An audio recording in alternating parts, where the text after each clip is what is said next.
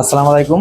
আমরা কিন্তু আজকের বরাবরের মতো তোমাদের পরবর্তীতে ভিডিওটা নিয়ে আসলাম হচ্ছে কুমিল্লা বোর্ড 2024-এর এই কোশ্চেনটা নিয়ে আসলাম। কুমিল্লা 2024-এর যে প্রশ্নটা। আচ্ছা, এখানে তোমাকে ফার্স্ট কোশ্চেন, জ্ঞানমূলক কোশ্চেনটা কি আছে আছে কিন্তু যে অ্যালকোহল কাকে বলে, অ্যালকোহল। আচ্ছা, অ্যালকোহলের সংখ্যাটা দেখো, যে জৈব যৌগে তথা অ্যালিফেটিক জৈব যৌগে, এটা কিন্তু অ্যালিফেটিক, অ্যারোমেটিক কিন্তু হবে না, ঠিক আছে। এরপর হচ্ছে হাইড্রোকার্বনে হাইড্রোক্সিল মূলক মানে ওএইচ, ওএইচ যদি কোনো জায়গায় ওএইচ থাকে তাহলে আমরা তাকে কি অ্যালকোহল বলি, ঠিক আছে। আমরা কিন্তু তাকে অ্যালকোহল বলি, যেরকম ইথানল, মিথানল, প্রোপানল, বিউটানল, মানে প্রত্যেকটাই কিন্তু ওএইচ আছে, এটা মনে রাখতে হবে, প্রত্যেকটাই কিন্তু ওএইচ আছে, ঠিক আছে। আচ্ছা, এখন দেখো, এই কিন্তু তার মানে সংজ্ঞাটা কিন্তু তোমাদের সকলের মুখস্থ করতে হবে। মানে কি সংজ্ঞাটা হচ্ছে কি, কোনো এলিফেটিক জৈব যৌগে যদি হাইড্রোক্সিল আয়ন থাকে, এলিফেটিক জৈব যৌগে যদি কি থাকে, হাইড্রোক্সিল আয়ন থাকে, তাহলে আমরা তাকে কি বলবো, অ্যালকোহল বলবো। আচ্ছা, তাহলে পরের ক্ষয়ের কোশ্চেনটা কি দেওয়া আছে দেখো, এটা কিন্তু ইথানোয়িক অ্যাসিড একটি দুর্বল অ্যাসিড। আমরা কিন্তু সবাই জানি যে ইথানোয়িক অ্যাসিডটা কি অ্যাসিড, দুর্বল অ্যাসিড। এখন কেন দুর্বল অ্যাসিড এটা চিন্তা করতে হবে। আচ্ছা, ইথানোয়িক অ্যাসিডের যদি আমি দেখি যে CH3COOH, এটা কিন্তু তোমার কাছে ইথানোয়িক অ্যাসিড। এই অ্যাসিডটা দুর্বল। দুর্বল অ্যাসিড কারা, যারা পানিতে অল্প পরিমাণে বিয়োজিত হবে। দুর্বল অ্যাসিড কারা, অল্প, বেশি কিন্তু বিয়োজিত হবে না। তাহলে এই ইথানোয়িক অ্যাসিড বিয়োজিত হয়ে কি হয় মূলত পানিতে, এখানে কিন্তু হবে CH3COO- আর হবে কি H+। তার মানে এই যে H+, এ কারণে আমরা তাকে কি বলি, অ্যাসিড বলি। আর এদেরকে আমরা কিন্তু জৈব অ্যাসিড হিসেবে এরা পরিচিত। আর প্রতিটা জৈব অ্যাসিডই কিন্তু দুর্বল অ্যাসিড, খেয়াল রাখতে হবে। আচ্ছা, তাহলে এখানে তোমার কাছে কি গেল, এই যে ইথানোয়িক অ্যাসিড, ইথানোয়িক অ্যাসিডটা ভাঙ্গিয়া কি তৈরি হয়েছে ভাইয়া, তৈরি হয়েছে কিন্তু তোমার কাছে CH3COOH আর কি H+, তার মানে অ্যাসিড, এবং এটা অল্প পরিমাণের বিয়োজিত হয়েছে। তো একটা পরীক্ষায় দেখা গেছে যে যদি 25°C তাপমাত্রায় এই ইথানোয়িক অ্যাসিডটা যদি 100টি এবং 1000টি ইথানোয়িক অ্যাসিড অণু থাকে, তাহলে মাত্র 4টা বা 5টা অণু বিয়োজিত হয়, ঠিক আছে। মাত্র 4টে অণু বিয়োজিত হবে, আর বাকি সবই কিন্তু অবিয়োজিত অবস্থায় থাকবে। তাহলে বাকি থেকে কত, 996টা। তাহলে 996টা অণু কি অবিয়োজিত, আর মাত্র বিয়োজিত কয়টা, অনলি 4টে অণু বিয়োজিত। কথা ক্লিয়ার, মনে রাখতে হবে এতটুকু। তার মানে অতএব আমরা এখানে কি বলতে পারি, যে ইথানোয়িক অ্যাসিডটা একটা কি দুর্বল অ্যাসিড আমরা বলতে পারি। তো দেখো, এরপরে আমার গয়ের কি কোশ্চেন আছে, গয়ের আছে কিন্তু উদ্দীপক হতে এ যৌগটির আণবিক সংকেত নির্ণয় করো। আণবিক সংকেত কত অধ্যায়, এটা কিন্তু ষষ্ঠ অধ্যায়, বুঝতে পারছেন। এটা কিন্তু ষষ্ঠ অধ্যায়ের ম্যাথ এখানে দিয়ে দিয়েছে। যদিও যে অধ্যায় দিয়ে দেখ আমরা সৃজনশীলের সময় যখন পাইছি আমরা করাই দিই, তো তোমাদের একটু খেয়াল রাখতে হবে। এখানে কি আছে, আমাদের চাইছে কি আণবিক সংকেত, আণবিক সংকেত। হ্যাঁ, একটা কথা সবাই করলে মনে রাখবা, আণবিক সংকেত বের করা থাকলে কিন্তু বের করতে বললে কিন্তু স্থূল সংকেত বের করতে হবে। তোমাকে কিন্তু স্থূল সংকেত বের করতে হবে, যেহেতু এটা কিন্তু আণবিক ভর দেওয়া আছে, এটা আণবিক ভর দেওয়া আছে, সুতরাং আমাকে স্থূল সংকেত আগে বের করতে হবে। তাহলে উদ্দীপকে কি কি আছে। আচ্ছা, এই যে একটি হাইড্রোকার্বন, আমরা মানলাম হাইড্রোকার্বন, কিন্তু হাইড্রোকার্বনটা আসলে কি আমরা বুঝতেছি না। হ্যাঁ, নামটা আমরা সঠিক নামটা জানি না। যৌগটিতে একটা লিঙ্ক দেওয়া আছে যে 7.69% হাইড্রোজেন থাকবে। তাহলে 7.69% যেহেতু হাইড্রোজেন থাকবে, তাহলে আমাদের কার্বন কতটুকু আছে, যেহেতু হাইড্রোকার্বন, কার্বন আর হাইড্রোজেন নাকি, হাইড্রোকার্বন মানে কি কার্বন আর হাইড্রোজেন, যেহেতু হাইড্রোকার্বন আছে, হাইড্রোজেন আছে 7.69, তাহলে কার্বন কতটুকু আছে আমরা বের করতে পারি। তাহলে এই যৌগে আমরা কি লিখতে পারি দেখো, এই যৌগে কার্বনের পরিমাণ আমরা এটা কিন্তু খেয়াল করতে পারি যে এই যৌগে কার্বনের পরিমাণ 100 মাইনাস কত 7.69, তাহলে 100 থেকে 7.69 বিয়োগ করবো ভাইয়া, তাহলে কত থাকবে, তাহলে কিন্তু 92.31%। তাহলে এটা কি তোমার কাছে কার্বনের পরিমাণ কিন্তু এইটা। আচ্ছা, যদি কার্বনের পরিমাণ এইটা হয়, কার্বনের পরিমাণ এটা, এখন আমরা কিভাবে স্থূল সংকেত বের করব, আমাদের আগে বের করতে হবে স্থূল সংকেত, এরপরে আণবিক সংকেত। তাহলে স্থূল সংকেত বের করতে গেলে এখানে প্রত্যেকটা মৌলের, যেহেতু আমার কাছে আছে কার্বন এবং হাইড্রোজেন, সেহেতু আমার কাছে কার্বন এবং হাইড্রোজেন থাকলে প্রত্যেকের আণবিক ভর দিয়ে ভাগ করতে হবে। কি করতে হবে, আণবিক ভর দিয়ে ভাগ করতে হবে, খেয়াল করবা। প্রত্যেককে আণবিক ভর দিয়ে ভাগ করতে হবে। তাহলে আমরা যদি দেখি যদি একটা আণবিক ভর দিয়ে যদি ভাগ করি, তাহলে আমরা এভাবে লিখতে পারি যে প্রত্যেককে আণবিক ভর দিয়ে আমরা ভাগ করি, আণবিক ভর দিয়ে ভাগ করে। আচ্ছা, বা পারমাণবিক ভর লাগলে বেশি ভালো হবে, পারমাণবিক ভর। ঠিক আছে, প্রত্যেককে আমরা পারমাণবিক ভর দিয়ে ভাগ করব। তাহলে কার্বনের ক্ষেত্রে আমরা কার্বনের শতকরা সংযুক্তি কত আছে, এটা কার্বনের শতকরা সংযুক্তি আছে 52.31। এখন কার্বনের আণবিক ভর কত? আণবিক ভর কিন্তু 12। কার্বনের পারমাণবিক সংখ্যা 6 আর পারমাণবিক ভর কত? 12। মানে পারমাণবিক ভর, সরি, এখানে কি কার্বনের পারমাণবিক ভর কিন্তু কি 12, কারণ কার্বনের পারমাণবিক সংখ্যা 6, ভর 12। ছকে কিন্তু দেওয়া আছে, ছকটা মেবি 63 পৃষ্ঠায় এরকমের বা 65 পৃষ্ঠায়। তো যাই হোক, এখন হচ্ছে হাইড্রোজেন। তাহলে হাইড্রোজেন কত? হাইড্রোজেনের পরিমাণ কত দেওয়া ছিল উদ্দীপকে? এই যে হাইড্রোজেনের পরিমাণ কিন্তু 7.69। ও আচ্ছা, কার্বনকে যদি এটা দিয়ে তুমি ভাগ করো তাহলে কত আসবে? 7.69 আসবে। ক্যালকুলেটর ভাগ করে দেখবা। হ্যাঁ, এটাকে যদি তুমি 12 দিয়ে ভাগ করো তাহলে 7.69 আসবে। তাহলে এটাকে যদি তুমি হাইড্রোজেনের কত 1 না, পারমাণবিক ভর কত 1, এটা যদি ভাগ করো তাহলে হবে কত? 7.69 চলে আসবে। আচ্ছা, এটা আসলো। এখন খেয়াল করতে হবে এই দুইটা থেকে যে ছোট, এই ভাগফলের যে ছোট, ওইটা দিয়া দুইটা সংখ্যাকে ভাগ করতে হবে। মানে ছোট সংখ্যা দিয়ে আমরা ভাগ করব। কি করব ভাইয়া? ছোট সংখ্যা দিয়ে আমরা ভাগ করব। ছোট সংখ্যা দিয়ে আমরা ভাগ করি। যদি ছোট সংখ্যা দিয়ে ভাগ করি তাহলে কার্বনের মানে দুইটাই তো এক, তাহলে এটা দিয়ে ভাগ করব। 7.69 ভাগ হবে কত? 7.69। সুতরাং কার্বন একটা। এরপরে হাইড্রোজেনের বেলায়ও কত? হাইড্রোজেনের 7.69। সুতরাং হাইড্রোজেনের কয়টা? একটা। তাহলে অতএব আমরা কিন্তু অলরেডি তাহলে স্থূল সংকেত কিন্তু আমরা পাইয়ে গেলাম। কথা বুঝছেন? তাহলে আমরা কি পাই গেলাম? স্থূল সংকেত পাই গেলাম।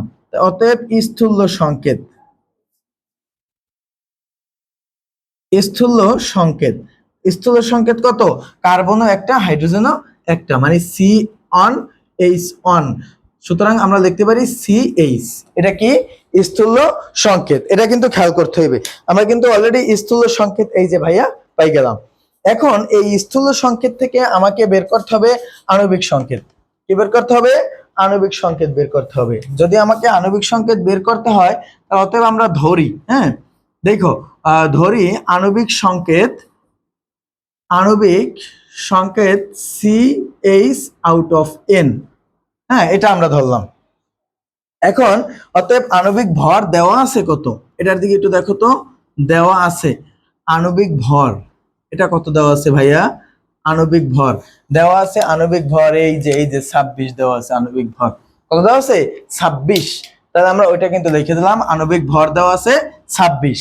এখন অতএব বা প্রশ্ন মতে বা সুতরাং তুমি যেটা লেখো, প্রশ্ন মতে এই আণবিক সংকেত সমান কি আণবিক ভর আমরা লিখতে পারি। তাহলে CH আউট অফ N সমান আমরা এখানে কত লিখতে পারি? এখানে লিখতে পারি কত? 26। আমরা কিন্তু চাইলে এভাবে লিখতে পারি। আচ্ছা, এখন এখানে কার্বনের কত? 12 যোগ হাইড্রোজেনের কত? 1। পারমাণবিক ভর কিন্তু, ঠিক আছে, আউট অফ কত? N সমান কত দাঁড়াইলো? 26। তাহলে এখানে যোগফল কত হয়? 13। আর কত হয়? N সমান 26। 13 এর সমানের এই পাশে পাঠাও, তাহলে N সমান কত? 26/13।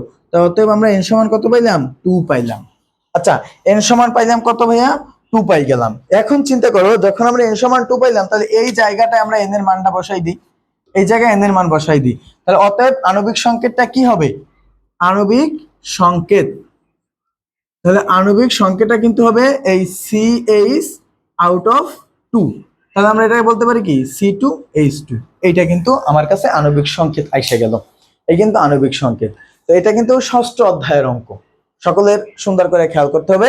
আশা করি এতটুকুতে কারো কোনো প্রবলেম হবে না। আচ্ছা, এরপরে দেখো, তাহলে পরবর্তীতে আমাদের কাছে কি কি থাকবে? পরের অঙ্কটা দেখো। পরের অঙ্কটা কি বলছে? যে উদ্দীপকের এ যৌগ থেকে, আমি এটাকে একটু মুছে দেই, তোমরা যাদের উঠানো দরকার হবে একটা স্ক্রিনশট দিয়ে রাখবা, অথবা খাতা কলম নিয়ে ভিডিওটা একটু থামাইয়া সম্পূর্ণ উঠাই নেবা। আচ্ছা, এখন আমরা কিন্তু পরে খেয়াল করতে পারি, দেখি পরে কি আছে। পরে বলছে যে উদ্দীপকের এ যৌগ থেকে খাদ্য সংরক্ষক প্রস্তুত করতে পারি। আচ্ছা, এ যৌগ তো আমি পাইছি অলরেডি, আমরা গতে পাইছি না, এ কি পাইছি C2H2, তার মানে ইথাইন। হ্যাঁ, কি পাইছি ইথাইন। এই ইথাইন থেকে আমরা খাদ্য সংরক্ষক প্রস্তুত করব। তাহলে কিভাবে আমরা খাদ্য সংরক্ষক প্রস্তুত করব ওইটা দেখো। খাদ্য সংরক্ষক প্রস্তুত করব দেখো, তাহলে দেখবা এভাবে গ হতে পাই এ যৌগটি, হ্যাঁ এই যৌগটি C2H2, তার মানে এটা কি ইথাইন। আমরা কিন্তু এটাকে ইথাইন বলতে পারি, ইথাইন পাই গেলাম। এখন যদি খেয়াল করো, এখন এই জায়গা থেকে ইথাইন থেকে খাদ্য সংরক্ষক, আচ্ছা খাদ্য সংরক্ষক হিসেবে আমি কাকে জানি? খাদ্য সংরক্ষক হিসেবে কিন্তু আমরা ইথানোয়িক অ্যাসিডকে জানি। ইথানোয়িক অ্যাসিডের জলীয় দ্রবণে কিন্তু খাদ্য সংরক্ষক বা ভিনেগার হিসেবে কাজ করি। তাহলে ইথানোয়িক অ্যাসিড কি CH3COOH, তাহলে এই জিনিসটা দেখে আমি প্রস্তুত করতে পারি কিনা, এটাকে আমি এখানে লিখে দিই CH3COOH। আমরা এটাকে প্রস্তুত করতে পারি কিনা আমরা এটা একটু দেখবো। কি দিয়া? আমরা এখানে এই যে মানে ইথাইন দিয়ে প্রস্তুত করতে পারি কিনা। এই বিক্রিয়াগুলো কিন্তু চেইনের মতো, মানে একটার পর পর বিক্রিয়াগুলো ঘটবে। হ্যাঁ, এখানে কিন্তু প্রতিটা বিক্রিয়ার ফাঁকে ফাঁকে তোমরা লেখাগুলো লিখে দেবা, আশা করি তাইলে হয়ে যাবে। আর সবগুলা গতানুগতিক একই হারের বিক্রিয়া, একটা মুখস্থ করে সব লিখবা, এটা হচ্ছে কথা। তো দেখো আমি কি বলছে তোমার কাছে, তাইলে আমরা কি পাইছি তাহলে আমরা এটাকে এভাবে লিখতে পারি CH ট্রিপল বন্ড CH, এটা কি ইথাইন। আচ্ছা, এটাকে যদি আমি একটু আমরা সংযোজন বিক্রিয়া করব, হাইড্রোজেনের সংযোজন বিক্রিয়া, আর হাইড্রোজেন দিলে লাগবে কারে? নিকেল। আমরা সবাই জানি নাকি 200°C থেকে 250°C যে তাপমাত্রাটা, তাহলে এখানে কি তৈরি হয়? ইথেন তৈরি হয়, ইথেন। CH3 কি পাই গেলাম? ইথেন পাই গেলাম। আচ্ছা, এখন এই ইথেনকে হ্যালোজেনেশন বিক্রিয়া করব বা ক্লোরিনেশন বিক্রিয়া করব, যেটাই করি আমি, বা ব্রোমিন দেব। তাহলে আমরা এখানে কি লিখতে পারি? CH3 এটাকে তুমি কি করো? ব্রোমিন দাও। যদি ব্রোমিন দাও সূর্যালোকের উপস্থিতিতে, তাহলে এটার সাথে এসে যুক্ত হবে, আর এখানে এই সেল আলাদা হয়ে যাবে নাকি। একটা ব্রোমিন এটার সাথে এসে যুক্ত হবে, আর এখান থেকে হাইড্রোজেনকে নিয়ে সরি HBr এটা আলাদা হয়ে যাবে। কি এই ব্রোমিন এখান থেকে একটা হাইড্রোজেনকে নিয়ে HBr আলাদা হয়ে যাবে, আর একটা ব্রোমিন এসে এখানে ঢুকবে। এই ছিল কথা। তাহলে তোমার কাছে কি CH3CH2Br, এটা কি ব্রোমো ইথেন পাইলাম আমি। আচ্ছা, এখন এই ব্রোমো ইথেনকে আমি কি করতে পারি? একটা ক্ষার দিব, ক্ষার। এটা কি করব? ক্ষার দিব। মনে করো সোডিয়াম হাইড্রোক্সাইড দিলাম, এবং এটা কিন্তু একিউ জলীয় দ্রবণে দিবা, অ্যালকোহলীয় দিবা না, তাহলে কিন্তু অন্যটা তৈরি হবে। তা জলীয় দ্রবণ যখন দেব, তখন এই সোডিয়াম কি হয় ভাইয়া? এই সোডিয়াম এই ব্রোমিনকে নিয়ে যাবে, নিয়ে সোডিয়াম ব্রোমাইড তৈরি করবে। কি তৈরি করবে? Sodium bromide. খেয়াল রাখবা, সোডিয়াম ব্রোমাইড। তাহলে আর এই হাইড্রোক্সাইডটা পড়ে থাকে, হাইড্রোক্সাইডটা এসে এই বন্ধনের সাথে যুক্ত হবে। তাহলে কি তৈরি হলো? CH3CH2OH। আমি অ্যালকোহল পাই গেলাম। কি পাই গেলাম? অ্যালকোহল। এই যে অ্যালকোহল কাকে বলে? যার শেষে OH আছে, তো এটার শেষে কিন্তু OH আছে, সুতরাং এটা কি অ্যালকোহল। এখন এই অ্যালকোহলকে আমরা প্রত্যেকটার ফাঁকে ফাঁকে কিন্তু লিখবা, কি যা যা করি এটাই কিন্তু লিখে দেবা। এই অ্যালকোহলকে আমরা অ্যালকোহলকে একটা জাইমান অক্সিজেন দেব। জাইমান অক্সিজেন দেব। তো জাইমান অক্সিজেন দিতে গেলে আমার কি লাগবে? K2Cr2O7 আর H2SO4, এই দুইটা কিন্তু লাগবে নাকি জাইমান অক্সিজেন দিতে গেলে। আমরা কিন্তু অলরেডি রিং এর সময় এগুলো পাইছি। তাহলে আমরা এই গেল জাইমান অক্সিজেন কি করবে? এই জাইমান অক্সিজেনটা এখান থেকে পানিকে অপসারণ করে, এই যে পানিকে অপসারণ করে দুইটা হাইড্রোজেনকে নিয়ে নাকি। তাহলে এখানে কি থাকে? CH3CHO, আর এখানে কি পানি। এখানে কিন্তু অ্যালডিহাইড পাই গেলাম, CHO, তার মানে কি পাই গেলাম? অ্যালডিহাইড। তার মানে অ্যালকোহল থেকে আমরা অ্যালডিহাইড পাইলাম। এখন অ্যালডিহাইড থেকে কি একদম ইজি ব্যাপার, আরেকটা জাইমান দেব, তাহলে আমরা অ্যাসিড পেয়ে যাব। তাহলে এই অ্যালডিহাইডকে CHO আমরা কি করব? একটা জাইমান দিব। তো জাইমানটা আমরা দিয়ে দেই Cr2O7 H2SO4। তাহলে আমরা এখানে কি পাই গেলাম? তাহলে এই জাইমানটা কি করবে? এটার ভিতরে ঢুকবে। তাহলে CH3COOH, এটা কিন্তু আমরা ইথানোয়িক অ্যাসিড পাই গেলাম। ঠিক আছে, ইথানোয়িক অ্যাসিড আমরা কিন্তু পেয়ে গেলাম। তাই ইথানোয়িক অ্যাসিডে কি খাদ্য সংরক্ষক হিসেবে আমরা ইউজ করি। এই যে দেখো ভাইয়া, আমরা ইথানোয়িক অ্যাসিড কিন্তু অলরেডি পাই গেলাম, ইথানোয়িক অ্যাসিড।